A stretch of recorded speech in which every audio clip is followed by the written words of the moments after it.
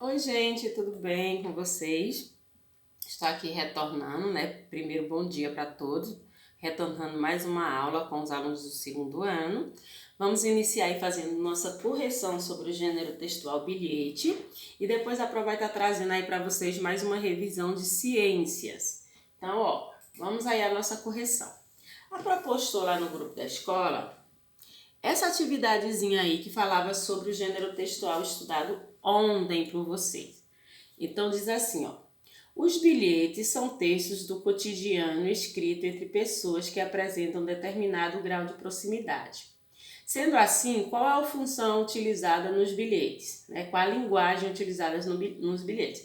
Então nós estudamos, né, a Pro disse lá, que quando eu estou escrevendo um bilhete, eu vou utilizar aquela linguagem informal ou coloquial. Então a gente vai aqui, fazer um X na letra B, porque a linguagem utilizada é a linguagem informal ou coloquial.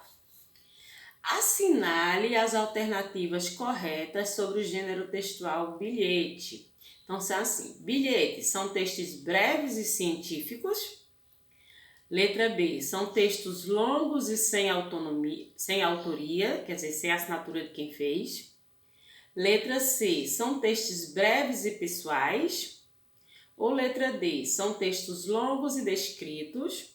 E letra E, são textos longos e narrativos. Então a gente viu que são textos breves e pessoais, porque são textos que falam. Então vou marcar aqui a letrinha C, porque são textos que falam sobre coisas, né, da pessoa, sobre subjetividades de cada um. Então, resposta do primeiro é a letra B, resposta do segundo é a letra C. Vamos aí para o resto da nossa atividadezinha. Então, a Pro postou um bilhetinho que tem assim, leia o bilhete abaixo e responda as questões. Oi, Ju. Saí com a Carmen de manhã e chegaremos à noite. Resolvemos comprar os presentes de Natal. Beijo, Joanas. PS. Qualquer coisa me liga. Tô com o meu celular. 22/8/2014. Então, fiz perguntinhas acerca desse bilhete. Primeiro, quem é o emissor e quem é o receptor deste bilhete? Então, a gente estudou que emissor é quem escreve, receptor é quem recebe. Então, aqui, quem é o emissor? Deixa eu marcar para vocês. O emissor é Joana, foi ela que escreveu o bilhetinho. E o receptor é Ju, porque foi ela que recebeu.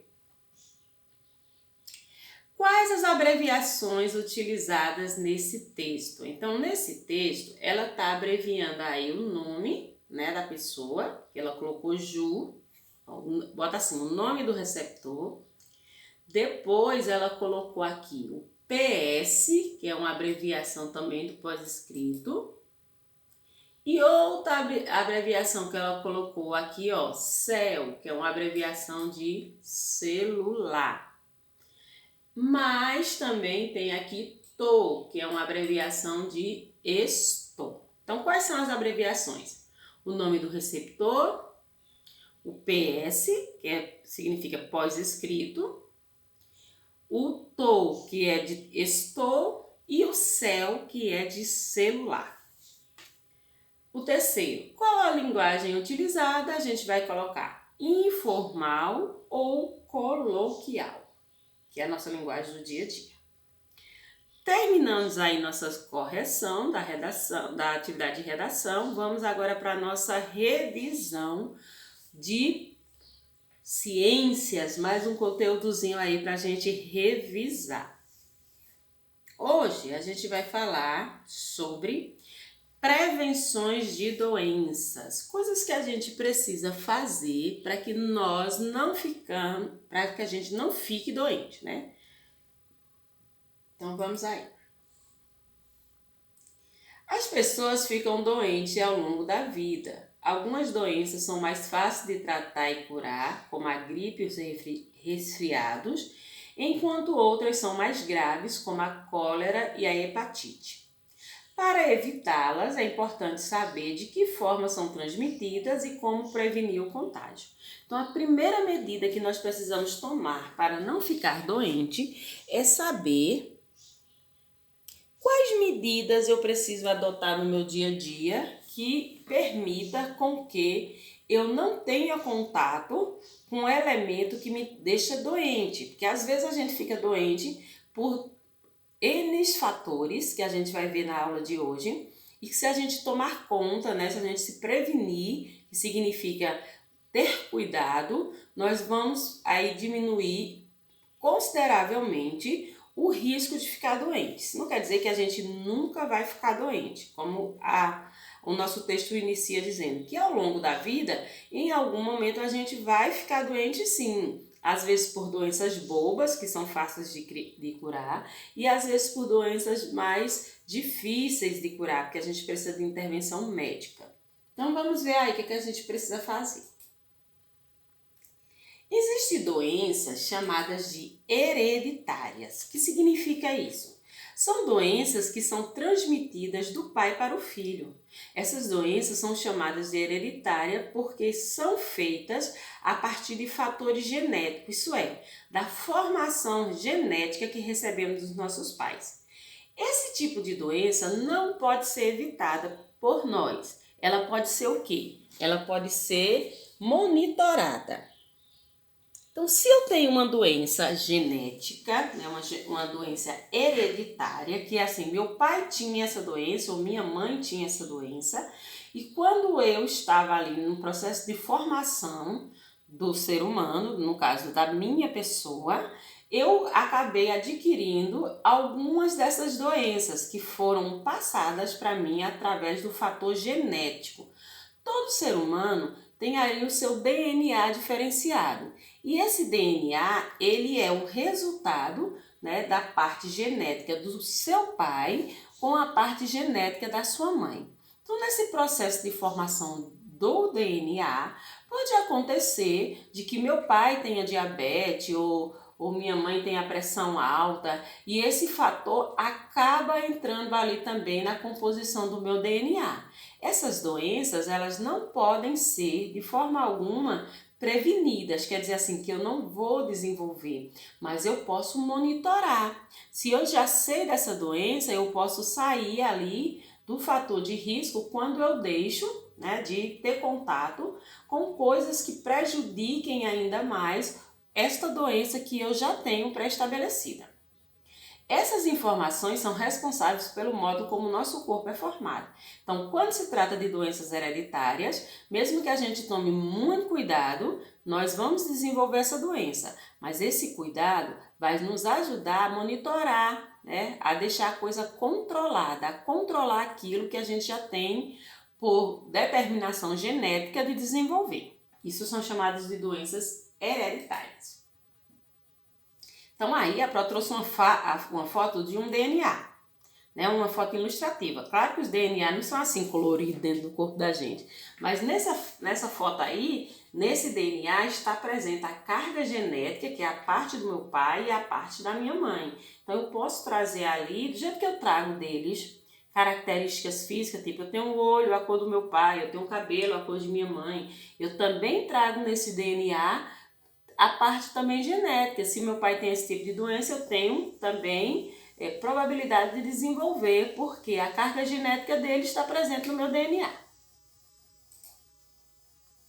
E mais existem doenças chamadas doenças infecciosas. Essas sim a gente pode prevenir. Existem doenças causadas por seres vivos, como os vírus e as bactérias. Esses micro-organismos entram no nosso corpo e prejudicam o nosso funcionamento. Os vírus e as bactérias, eles são indivíduos microscópicos. O que significa isso? Nós não podemos enxergar a olho nu. Quando a Pro diz olho nu, significa que meu olho está pelado. Significa que minha visão humana não é capaz de olhar ali para aquele lugarzinho e perceber a presença dos vírus e das bactérias. Porque eles são tão pequenos, mas tão pequenos, que para poder serem vistos precisava do auxílio de um aparelho chamado microscópio, que ele aumenta em muito o tamanho daquilo, então a gente consegue enxergar. Então, por isso que precisamos tomar cuidado Como que a gente toma cuidado para não ter contato com o vírus? Quando eu estou na presença de alguém que está doente, eu posso também ficar doente, adquirir esse vírus, porque essa pessoa está gripada. Vamos pensar assim, a pessoa está gripada. Quando ela espirra, quando a pessoa gripada espirra, uma grande quantidade de vírus é expelida, quer dizer, é jogada no ambiente. Só que aquela grande quantidade de vírus eu não consigo enxergar com o meu olhinho. Então esse vírus vai ter contato comigo e eu vou acabar ficando doente também. Então como que eu consigo evitar? Deixando de ter contato com quem está doente ou quem está doente, tomando cuidado de proteger ali a boca, o nariz, que é o que a gente está fazendo agora com o coronavírus. Por que a gente tem que usar máscara, né? Porque o coronavírus é um vírus, ele é muito pequeno, como a Pro está dizendo aqui. Não vai ser visto, eu não vou olhar para a pessoa e dizer a pessoa tem o coronavírus, né? Então eu vou me proteger nas portas de entrada desse vírus. Quais são as portas de entrada? O meu nariz e a minha boca. Por que eu preciso higienizar a mão, Pro, se não tem nenhuma porta de entrada na minha mão?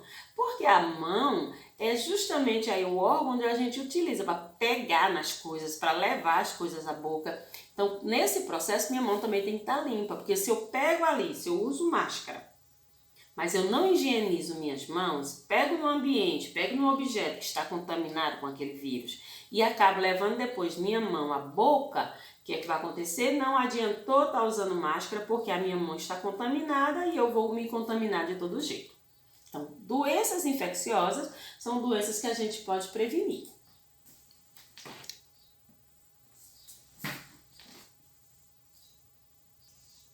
Fora essa prevenção feita através do cuidado, existem as vacinas que protegem de doenças causadas por esses seres muito pequenos. Por isso que as vacinas são obrigatórias para o controle no cartão de vacina. Então, para que a gente consiga ficar mais imunizado, que significa mais protegido contra esses vírus, ainda existe um reforço maravilhoso que é as vacinas. Toda criança tem ali contato tem um cartão de vacina desde o nascimento. E existem vacinas pré-estabelecidas, que já são comprovadas, né, que já foram estudadas e aprovadas para a prevenção daquele vírus, daquela bactéria. Então, quando eu tomo a vacina, mesmo que eu tenha contato com aquele vírus ou aquela bactéria, eu não vou contrair a doença. Porque a vacina é como se fosse um reforço, é um reforço para o nosso sistema imunológico, né, que é o nosso exército que luta contra as doenças, lutar contra aquele vírus. Então é importantíssimo que para a gente conseguir vencer os vírus e as bactérias, que são seres muito pequenos, que a gente não consegue enxergar, a gente precisa se imunizar através das vacinas. Tanto que a gente está aí agora nesse período, longe da escola justamente por isso, porque não existe uma vacina ainda contra esse amiguinho da gente aqui, ó, o coronavírus. Não existe. Então, se já existisse, mesmo que o coleguinha tivesse com o vírus do corona, se você tivesse tomado a vacina, você não ia pegar. Como não existe essa vacina, a gente está se resguardando, está fazendo o quê? Se prevenindo para não ter contato com aquilo que a gente nem pode enxergar, que é um vírus muito pequeno. É dever dos governantes promover campanhas de vacinação e é dever dos pais e responsáveis levar as crianças para serem vacinadas. Além das vacinas, a higiene e a alimentação adequada protegem contra doenças. Então, ainda existem outros fatores, né? O governo tem a obrigação, né, o dever de fazer campanhas, né, disponibilizando a vacina gratuitamente, ninguém vai pagar nada, mas é dever também dos pais de vocês, enquanto responsáveis, levar vocês essas campanhas, porque não adianta o governo disponibilizar se você não vai tomar. Outra coisa que a gente pode contribuir para não ter contato com vírus e bactérias, é cuidar da nossa higiene, que é o que a gente está fazendo agora no processo do coronavírus, né? Tá todo mundo se higienizando, lavando mão, passando álcool gel, usando máscara. Isso é um processo de higienização para que a gente não fique contaminado. E comer bem, comidas saudáveis, ajuda no processo. Por quê? Porque a gente está injetando vitaminas e nutrientes ao nosso sistema imunológico, ajudando ele a ficar mais fortalecido. Então é muito importante que vocês comam bem para que vocês não fiquem doentes com facilidade. E ainda existem algumas doenças que não são transmitidas por vírus e bactérias, mas são transmitidas por mosquitos. A gente tem um bem conhecido nosso, que é o quê? O que transmite a dengue, a chikungunya, né? A zika. Quem é esse amigo? Quem é essa criatura tão perigosa? É o Aedes aegypti, que é esse mosquitinho aí, né?